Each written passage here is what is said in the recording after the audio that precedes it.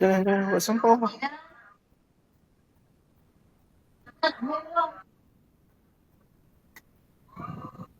Jangan kelang. Duduk lah.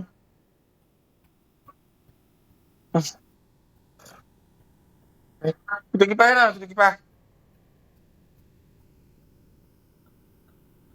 Boleh ni tak? Boleh on mic tak? Saya boleh on mic. On mic tak? On apa ni? On kamera dekat handphone. Kamera saya kena pakai kat phone jap, saya masuk dari phone Pakai buka kat handphone lah.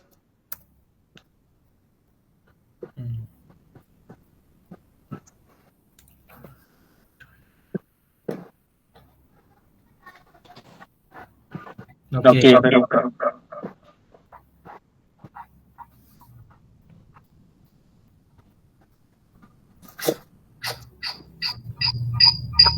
Tutup, salah satu tutup.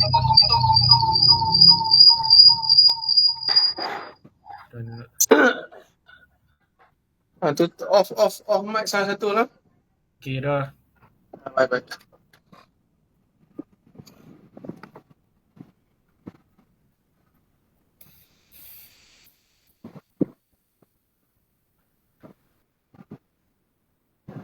Okey, cuba share tengok.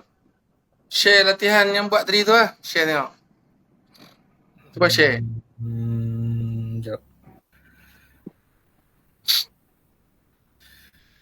Share tu pilih ni lah, your entire screen. Okey. Entire screen lah.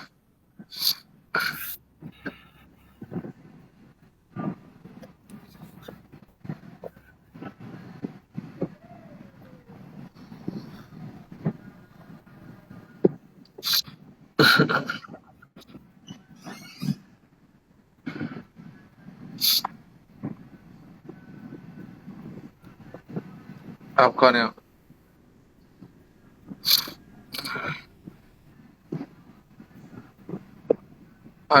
Cuba tengok ni. Cuba fahamkan dulu tengok ni.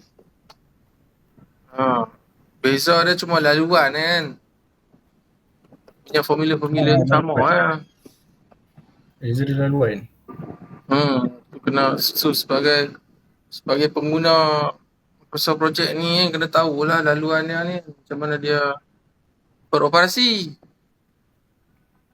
Tapi Cuba tengok aktiviti A dulu. Kan kalau hijau tu itu adalah laluan forward pass. boleh start Forward pass.